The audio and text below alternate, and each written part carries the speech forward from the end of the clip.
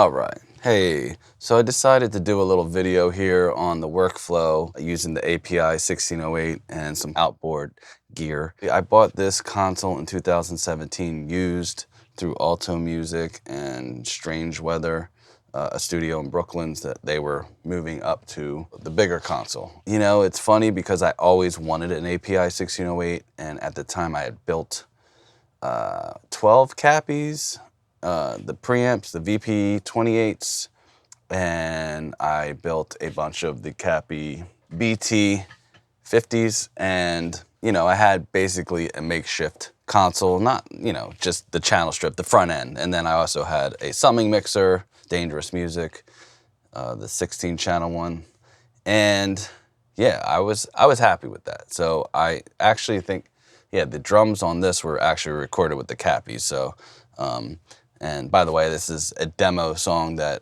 didn't make it to the record that my band put out. Never wrote the lyrics or anything. That's why I'm using it for this YouTube channel. So yeah, at the time I was like, I guess I'm over it. You know what I mean? Like, I have my little workflow and stuff like that. But then I got the call, got the console, and after a bunch of tinkering around and figuring out the stuff that I had to figure out and getting it all set up and blah, blah, blah, yeah, I just had fun with it, and you definitely need to know a little bit about electronics, I think, and signal flow and all that stuff before you even think about something like this. Unless you go into a studio and you work in the studio that they already have that in a tech.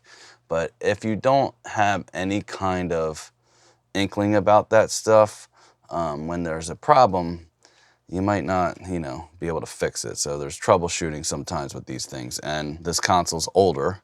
And yeah, I have a one channel that the pan button doesn't work, then another two channels on my Echo sends that certain things don't work. So I have to send things in to get them fixed. Or sometimes it's a matter of turning the thing off, reseating different channel strips, and then all of a sudden it works. So these are the things that you'll run into with a console. So if you're thinking about it, you will want to know how to solder. You will want to know how to troubleshoot if there's any issues. And it's not just a console. You're buying cables. You're buying a patch bay. So when you factor the patch bays and the cabling into it and the patch cables and all that stuff, add 10 grand to whatever the console is. So anyway, I just wanted to say that this is more of a, I don't know, it's a hangout. This is an impromptu type of thing. I've been messing around, and I just was going over like the workflow stuff. So for this little video that I'm doing, I treated it like a glorified summing mixer where I'm just sending the drum bus out to channel 1 and 2, the drum crush bus out to 3 and 4, the drum verb 5 and 6, then the bass 7, bass crush 8, stereo guitars, stereo crush, and I'll explain what I do for that, and then my vocals all on 13 and 14 and I'm sending the dry signal to an echo send, and that is hitting my Yamaha SPX 990. The reason I'm not using channel 15 and 16 is because I need the output of my converters to send to my A10 Mini, so I have some kind of scratch audio to sync things up later.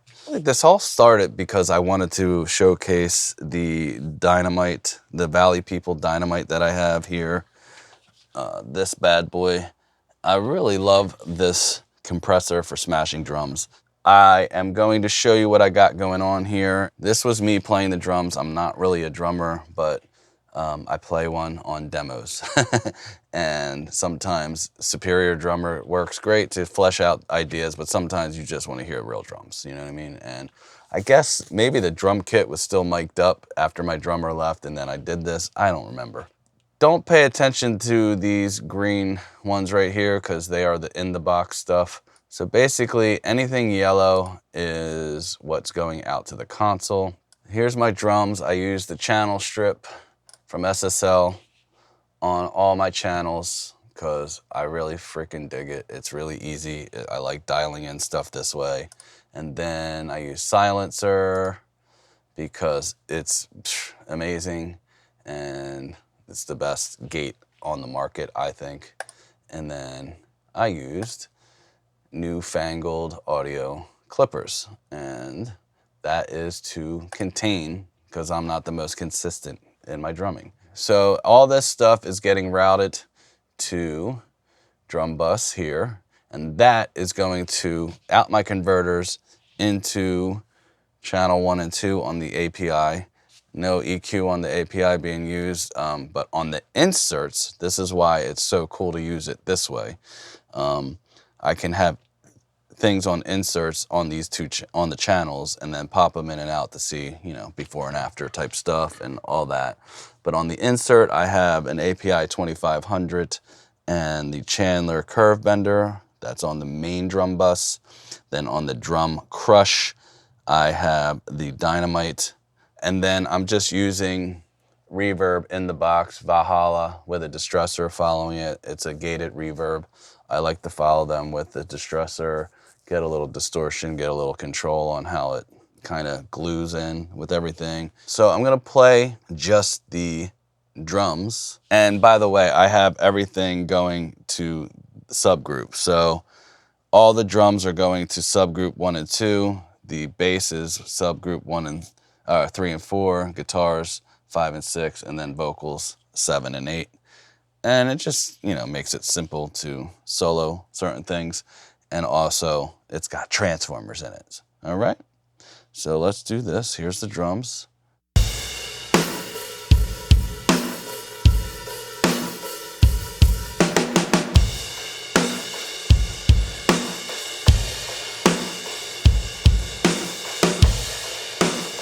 All right, so now I'm gonna take the reverb and the drum crush off, and we're just gonna listen to the whole drum kit, and I'm gonna take in and out the API 2500 curve bender.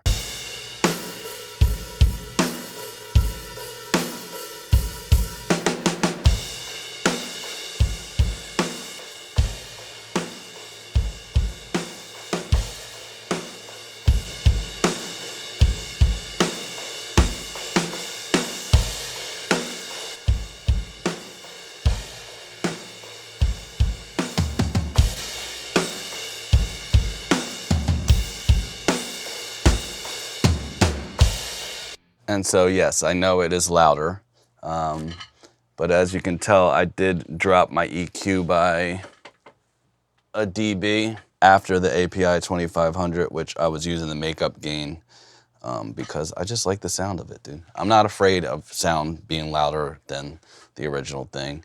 If I'm really trying to figure out if I'm hurting something, yes, I will stage it that way. But when I'm mixing, I'm not worried about that. I'm worried about the whole thing as a whole. You know what I mean? I'm not doing science. I'm freaking making music. You know what I mean? Now I'm gonna bring in and out the Dynamite, and then I'm just gonna play the Dynamite so you can hear it in solo. All right?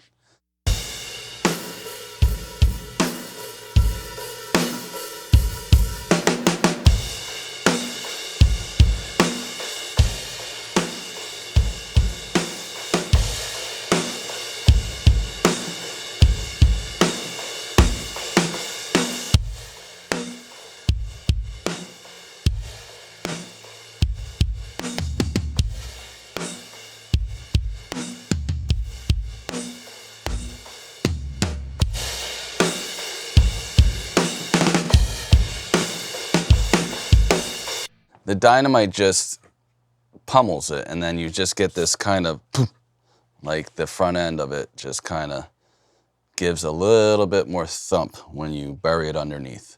And as you can tell, there's not a lot of cymbals in it, so I send just a little bit of the overheads to it just to get a little bit of trash in there. But I already have a lot of trash on certain individual mics that how I recorded it. I always have a wall mic that I just destroy the piss out of.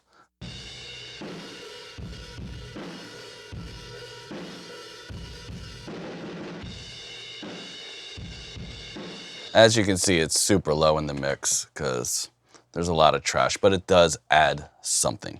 All right, now I'm gonna add the reverb in. As you can see, it's the Valhalla and the distressor.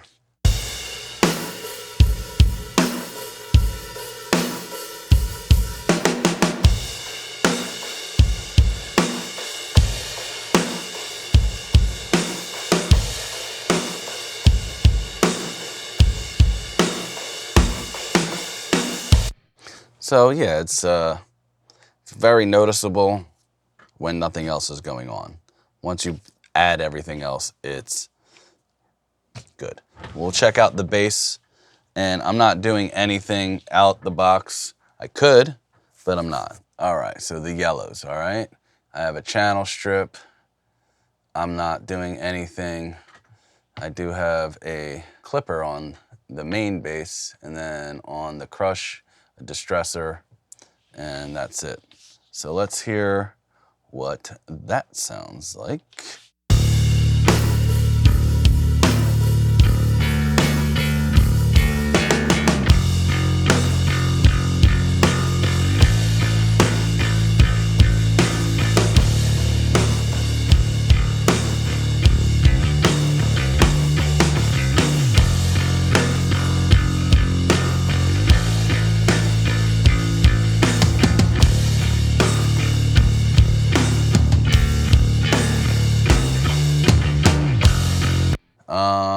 Okay, and then the guitar, real quick.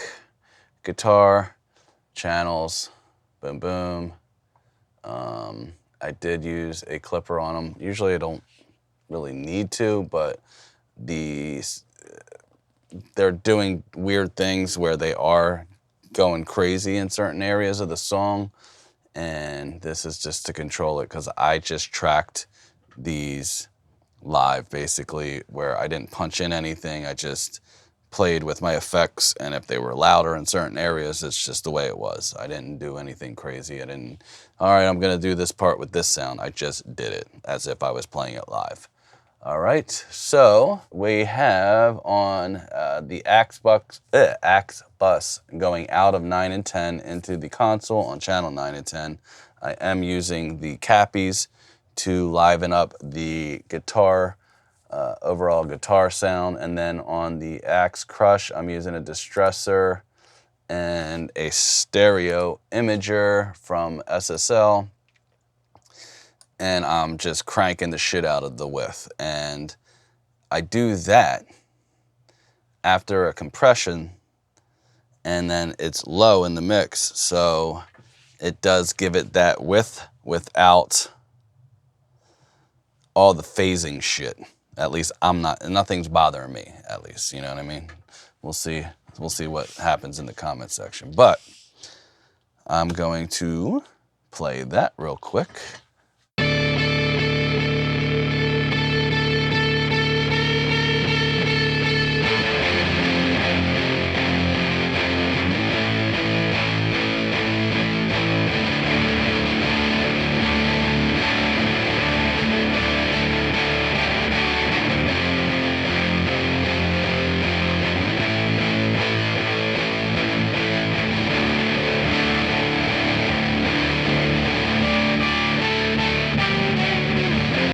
All right, so a little bit more width, nothing too crazy, but it does add something, especially when everything's going on. All right, I'm going to now just play the Axe bus, guitar bus, and I'm gonna take in and out the cappy EQs, and you'll hear what's going on there. I am giving it a little bit of 800, 2 dB at 800, and 2 dB at 5K.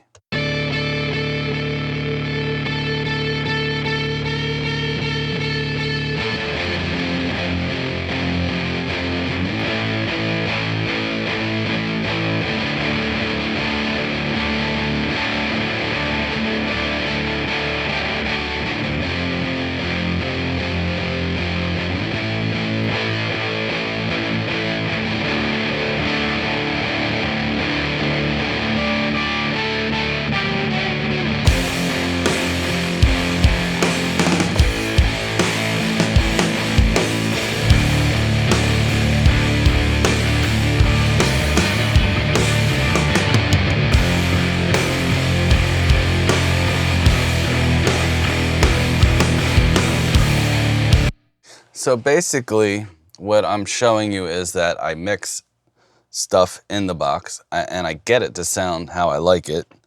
And then when I want to go out the box, then I start setting up the hardware and putting it on inserts and, you know, patch bay and all that stuff.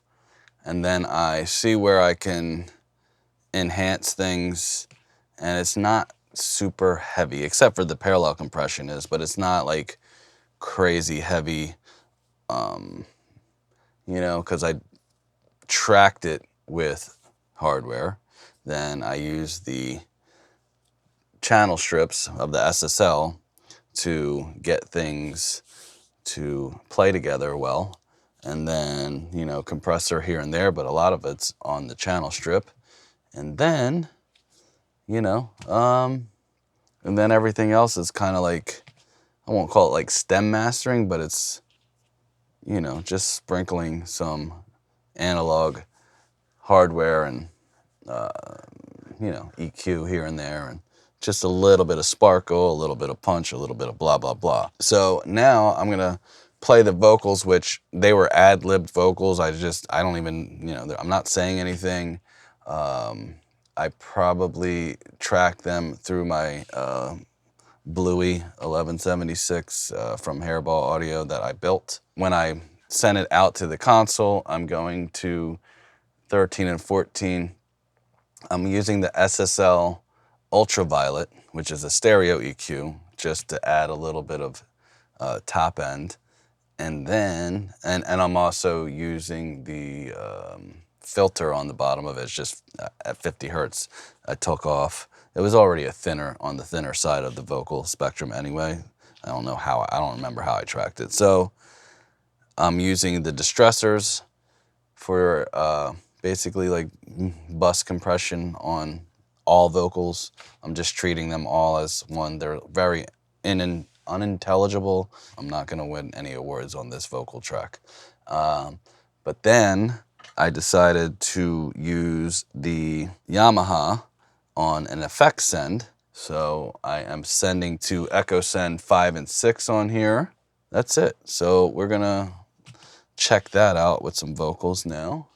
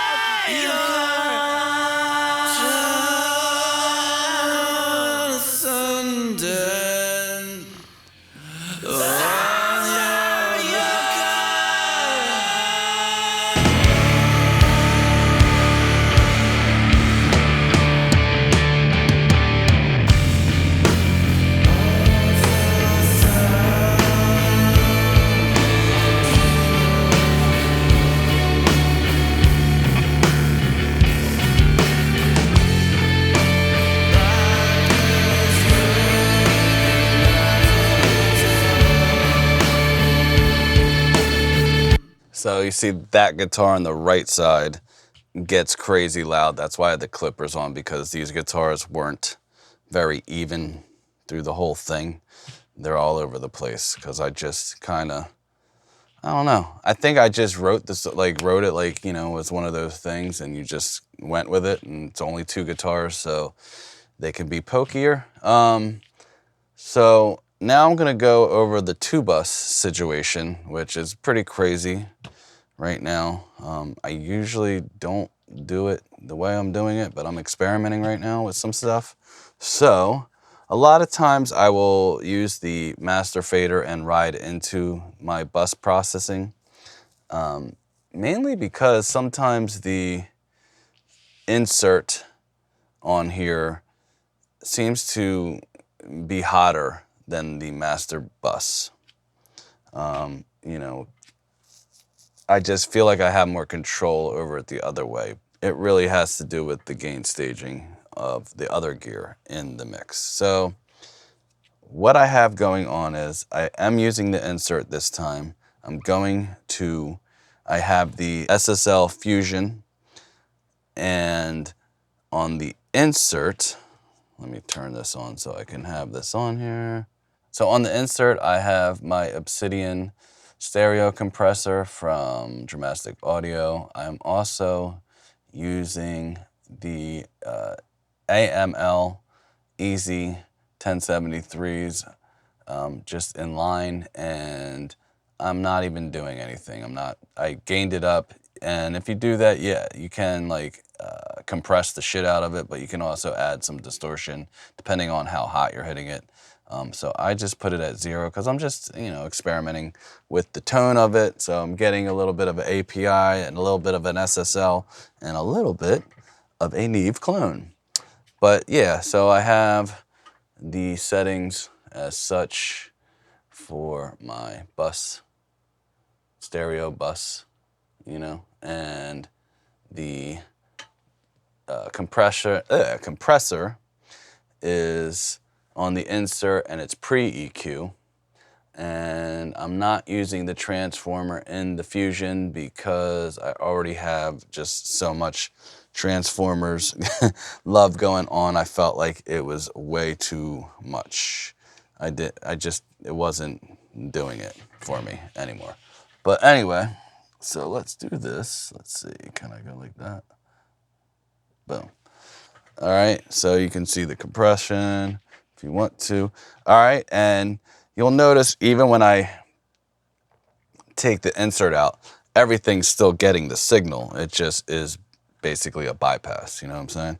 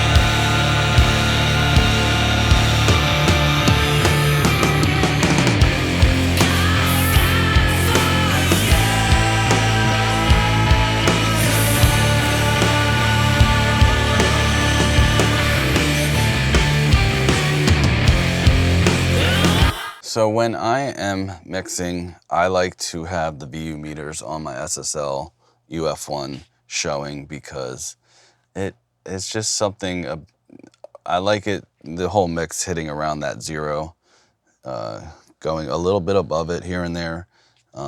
When it's doing that, I know I'm in a good place spiritually. But yeah, so you can see what it's doing here.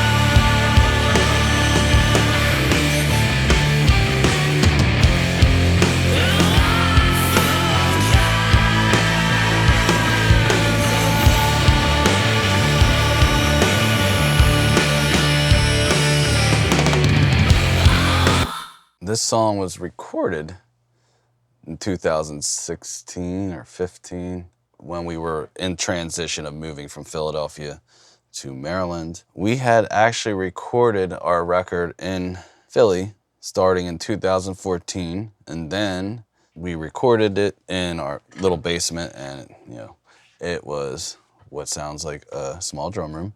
And then we started to move down here, and I was like, we got to re-record.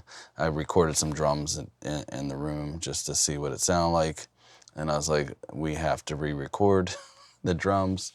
And then I ended up just re-recording all the guitars and everything, just because everything just was better here. So that's what happened. But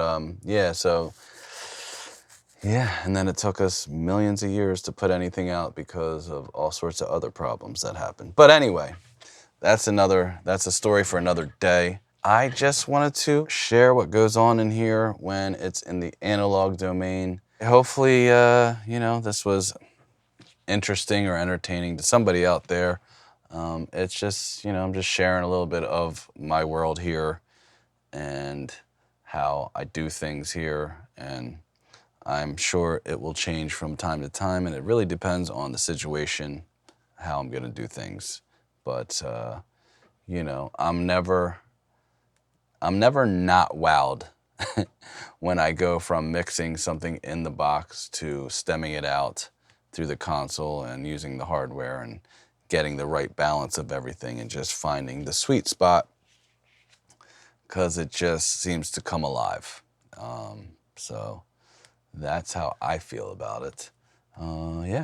So anyway, if you got anything out of this, subscribe, hit the like, hit the bell. Help me get to 10 billion, because I know everybody in the world wants to be an audio engineer. All right, bye-bye.